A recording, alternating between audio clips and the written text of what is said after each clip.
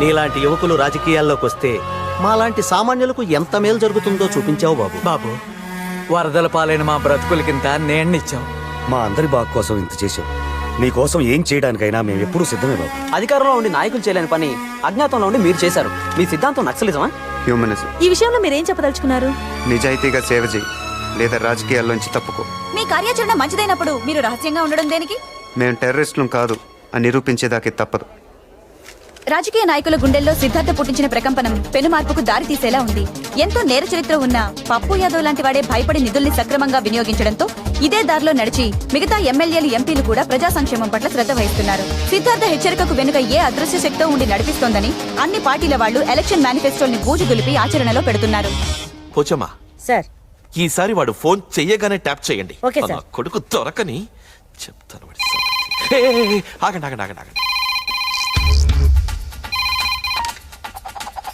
ఏంటి పప్పు, పనులు మానేసి అందరూ ఫోన్ కోసం వెయిటింగా? ఏయ్ సిద్ధార్థ, నువ్వు చెప్పిన పనులన్నీ చేశాను కదా, ఇంకా నా వరాన్ని నాకు అప్పగించేయి. మూఢ వస్తే 3 నెలల దాకా ముహూర్తాలు లేవట. అయితే ఓ పని చెయ్యి, నువ్వు అర్జెంటుగా నీ పదవికి రాజీనామా చేసి రాజకీయాల్లోంచి పర్మనెంట్గా తప్పుకో. రేయ్, ముక్కలు ముక్కలుగా నరికి పోగులు పెడతాను. వింటున్నాను కదా అని మీటింగ్ పెడుతున్నావా? ఓ గొంతు మారుతుందేంటి? అది కాదయ్యా సిద్ధార్థ, ఇప్పుడు నా పదవితో నీకొచ్చిన ఇబ్బంది ఏంటి చెప్పు? ఇబ్బంది నాకు కాదు, జనానికి. మా నలుగురిని లోపల పంపించేస్తే పని అయిపోద్ది అనుకున్నావు కదా, అప్పుడే ఏమైంది పప్పు? ఇప్పుడు చూద్దుగా, ఇన్నాళ్ళు నేను ఒక్కడే నీకు శత్రువుని. ఇప్పుడు నాలాంటి వాళ్ళు 100,000 వేల కొద్ది పుట్టుకొస్తారు. రాజకీయ గూండాల్ని తరిమి తరిమి కొడతాం. ఆడు మనందరినీ అవలేగాలం చేసి ఈ చుట్టుపక్కలకెళ్ళి మాట్లాడుతున్నాడంట. మీరు కంటిన్యూ చెయ్యండి. సిద్ధార్థ, సరే అలాగే చేద్దాం. నా పదవి పోయినా నా వరం నాకు దక్కితే చాలు. కానీ అందరూ ఊరుకోండి. ఆ మెగాఫోన్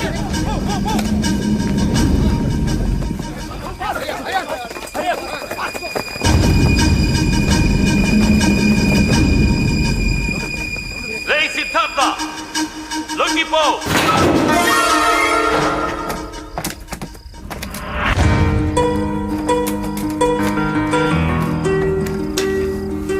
వరం,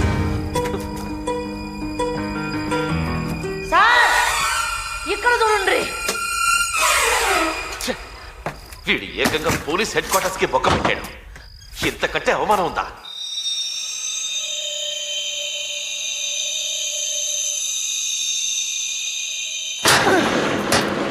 తనకు తానుగా కోర్టులో లొంగిపోకుంటే, బాంబు బ్లాస్ట్ కేసులో జైలు నుంచి తప్పించుకున్న కేసులో, వరలక్ష్మిని కిడ్నాప్ చేసిన కేసులో అతన్ని మోస్ట్ వాంటెడ్ క్రిమినల్ గా భావించి అతని మీద షూటెడ్ సైట్ ఆర్డర్స్ జారీ చేస్తామని హైకోర్టు ఇవాళ హెచ్చరించింది.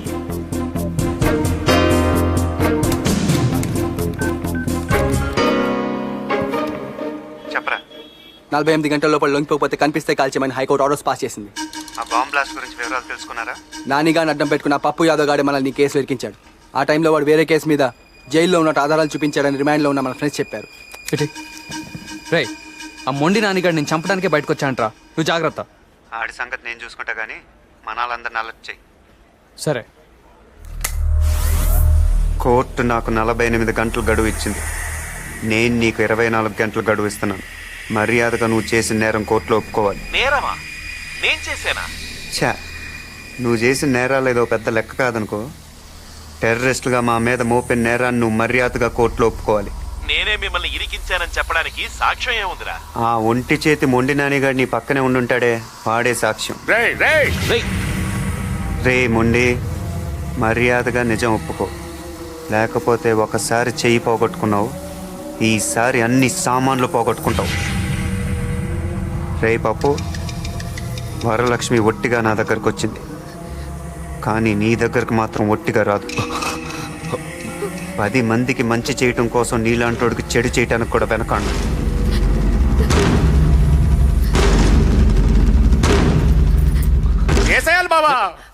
హలో, ఇంకా నేను ఆగలేను.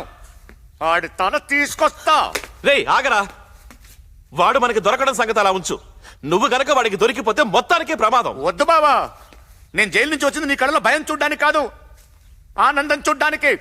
నేను వెళ్తాను. రే బావ జాగ్రత్త. అలాగే నువ్వు జాగ్రత్త. ఇందాక ఫోన్లో పప్పుతో ఏమన్నావు? మర్యాదగా కోర్టులో లొంగిపోమన్నాను. తర్వాత ఇంకేమన్నాను? అంతే కదా. లేదు లేదు, తర్వాత ఓహో, అదే నీ సరదా. ఒప్పుకోపోతే వరలక్ష్మి ఒట్టిగా రాదన్నాను. అంటే 6వ క్లాస్ పాస్ అయ్యావు, ఆ మాత్రం తెలీదా? ఇదే మాట 6వ క్లాస్ పాస్ అయ్యా, ఇది వరకు ఎప్పుడు అన్నావు?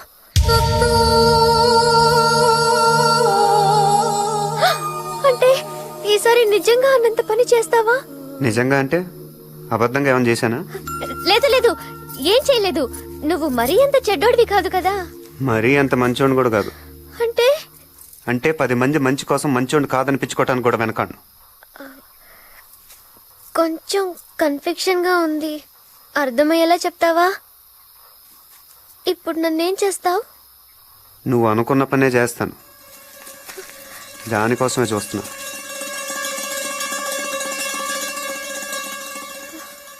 పప్పు దగ్గరికి వెళ్తావా? నిన్నే అడిగేది, పప్పు దగ్గరికి వెళ్తావా? ఓసారి అటు చూడు.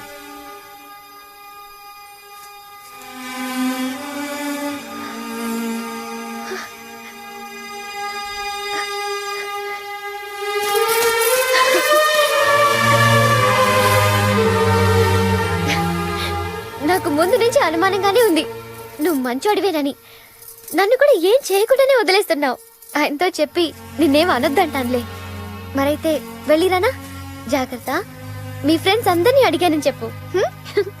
ఇప్పటికైనా ఒప్పుకుంటావా ప్రేమ ఎంత గొప్పదో? ఏదో చెప్తుంటావు, ప్రేమ దోమ వంకాయ ఇవేగా. చూసావా దాని పవర్ ఏంటో? నీలాంటోని సైతం మార్చేస్తుంది. అయినా అసలు నువ్వు ప్రేమ అనేదే లేదంటావు కదా. ఒప్పుకుంటున్నాను వరలక్ష్మి, ప్రేమ అనేది ఉంది, మరెక్కడో లేదు, ఇక్కడే నిలువెత్తు రూపంలో నీలోనే కనిపిస్తుంది. నీ ప్రేమను చూసి అందరూ గర్వపడాలి వరలక్ష్మి, జాలి పడకూడదు. పప్పు యాదవ్ ఒక గూండా, ఒక రౌడీ. ఇవాళ అతను చేసే తప్పులకు అతను ఒక్కడే బాధ్యుడు. రేపు అతను చేసుకుంటే నువ్వు కూడా భాగం పంచుకోవాల్సి వస్తుంది. నీలాంటి అమాయకులు ఆ గుండాలకు బలైపోయినా మా లక్ష్యం నెరవేరినట్టే. ఒక్కసారి ఆలోచించి వరలక్ష్మి, కావాలంటే మీ ఊళ్ళో మీ బామ్మ దగ్గర నేను వదిలిపెడతాను. గోదావరి దాటొచ్చిందండి, గోదావరి అంత లోతుగా ఆలోచించు.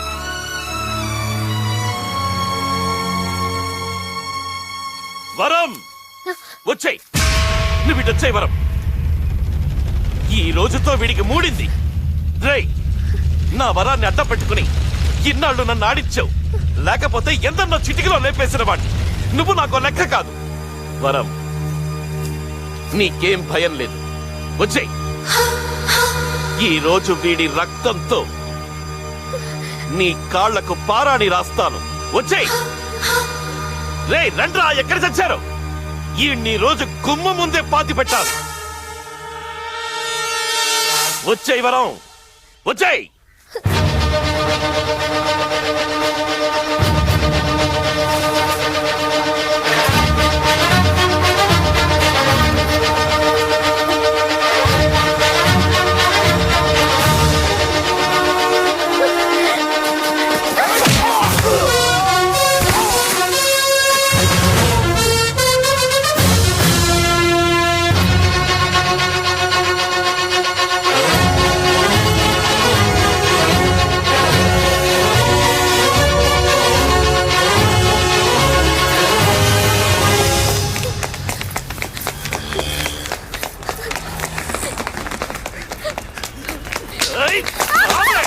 ఎక్కడికి పోతావు?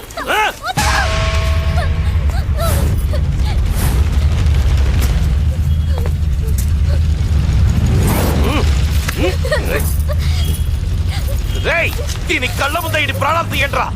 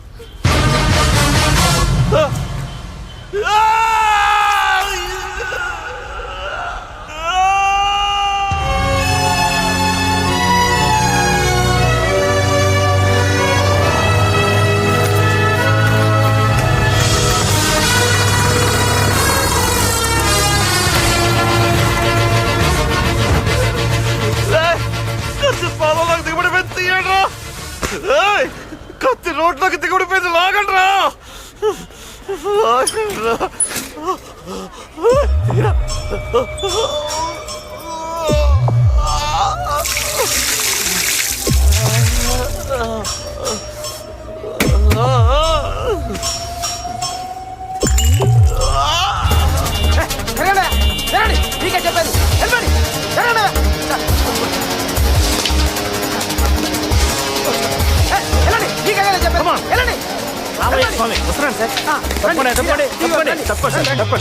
చెప్పాను హలో ప్రతిభ ప్రతిభ ప్రతిభ వినిపిస్తుందా నీకు?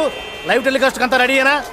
ప్రేక్షకులకు విజ్ఞప్తి, వరంగల్ పట్టణంలో హోంమంత్రి పప్పు యాదవ్ గారి కారులో కత్తి గుచ్చుకున్న సంఘటన ఇక్కడ సంచలనం సృష్టిస్తోంది. ఆ దృశ్యాలను మనం ఇప్పుడు ప్రత్యక్షంగా వీక్షిద్దాం. నమస్కారం మినిస్టర్ గారు. ప్రత్యక్ష ప్రసారమా? అవును సార్. ఇదేమన్నా లైవ్ ఓపెనింగ్? ఎందుకు లైవ్ కవరేజ్? సరేవారు సార్, మీరు ఇప్పుడు ఆ దృశ్యాలు మనం ప్రత్యక్షంగా చూడబోతున్నాం. ప్రతిమ హోమ్ మినిస్టర్ గారి కారులో కత్తి గుచ్చుకోవడం వల్ల ఈ ప్రాంతం అంతా కూడా రక్తంతో తడిచిపోయింది. ఇప్పుడు హోమ్ మినిస్టర్ ఇచ్చుకున్న కత్తిని మనం స్పష్టంగా చూద్దాం. కెమెరా కత్తి మీద పెట్టవయ్యా. ఇది మోకాలయ్య స్వామి. హోమ్ మినిస్టర్ గారు ఆర్తనాదం, హోమ్ మినిస్టర్ గారు ఆర్తనాదం చేస్తున్నారు, బాధతో విలవెల్లాడిపోతున్నారు. ఇప్పుడు ఈ సంఘటన మీద ప్రజా స్పందన ఏమిటో మనం తెలుసుకుందాం. రాష్ట్రంలో లా అండ్ ఆర్డర్ పరిస్థితి ఎలా ఉందో మంత్రి గారి కాలు చూస్తేనే తెలుస్తుంది. కలియుగంలో ధర్మం ఒంటి పాద మీద నడుస్తుందని చెప్తారు, కానీ ఇక్కడ పరిస్థితి చూస్తుంటే నిజంగా ఒంటి కాలు మీద నడుస్తున్నట్టుంది. ఆ సిద్ధార్థ అమ్మాయిని తీసుకుని పారిపోతున్నాడండి. అప్పుడు అటో 10 మంది ఇటో 10 మంది రౌడీ వ్యధాలు వచ్చారండి. ఇంకేముందండి, బాగా కుమ్మి పడేశాడండి. మరి ఈయన రౌడీయే కదండి. మంత్రి గారు ఫేస్ క్లోజ్, ఫేస్ క్లోజ్. ఆ అమ్మాయిని తీసుకొని ఈయన పారిపోతున్నాడండి. అప్పుడు ఆయన ఊరుకుంటాడా, ఒక కత్తి అందుకొని కసిక్కిన పాదంలో దిగేశాడండి. కాలు క్లోజ్ పెట్టు. నిజంగా కత్తిల పాదంలో దిగటం లైఫ్ లో ఫస్ట్ టైం చూస్తున్నానండి. ఇది నా అదృష్టంగా భావిస్తున్నాను. ఇతను క్లోజ్ పెట్టు, ఇతను క్లోజ్ పెట్టు. అంబులెన్స్ లో వైద్య బృందం వస్తున్నది. వారిప్పుడు మంత్రి గారిని పరీక్ష చేసి మంత్రి గారి కాల్లో గుచ్చుకున్న కత్తి తీసేస్తారో కాలే తీసేస్తారో బ్రేక్ తర్వాత. తప్పకుండా తప్పకండి, డాక్టర్లు కొంచెం చోటివ్వండి. తప్పకండి. కత్తి లోతుగా దిగినట్టుందో. డాక్టర్లు ఇప్పుడు మంత్రి గారి కాలును శుద్ధి చేస్తున్నారు. డాక్టర్ గారు, పరిస్థితి ఎలా ఉంది? ఇప్పుడప్పుడే ఒక అంచనాకు రాలేకపోతున్నాం. Don't disturb. Don't worry sir. కత్తి తీసేస్తారు, కత్తి రాకపోతే కాలు తీసేస్తారు. ఓ గుణపం తీసుకురండి. గుణపమా? ఓహో, ఇప్పుడు గుణపం తీసుకొని మంత్రి గారు సిద్ధార్థ మీద పగ తీర్చుకోవడం కోసం బయలుదేరబోతున్నారు. అది పగ తీర్చుకోవడానికి కాదండి, మట్టితో సహా కాలు తీయడానికి. ఓహో, ప్రతిమ ఇక్కడ ఒక చారిత్రాత్మక సంఘటన చోటు చేసుకోబోతున్నది. ఇప్పటి వరకు మనకు వరంగల్ అంటే కేవలం కాకతీయులు మాత్రమే గుర్తొచ్చేవారు. కానీ ఇక నుంచి గోన గన్నారెడ్డి వారసుడైనటువంటి సిద్ధార్థతో పాటుగా ఇప్పుడు మొత్తం మట్టి గడ్డతో పాటు ప్రకటించబడబోతున్నటువంటి హోంమంత్రి పప్పు యాదవ్ గారి కాలు కూడా చరిత్రలో చోటు చేసుకోబోతున్నది. ఈ కాలే కాలు, ఈ అదృష్టమే అదృష్టం. ఇదంతా కళ్ళారా చూస్తున్నటువంటి మనం కూడా అదృష్టవంతులమే. కత్తి తీసేస్తే కాలు చరిత్రలో ఉంటుంది, కాలు తీసేస్తే కత్తి చరిత్రలో చోటు చేసుకుంటుంది. కత్తో కాలో కాసేపట్లో హాస్పిటల్లో చేరబోతుంది.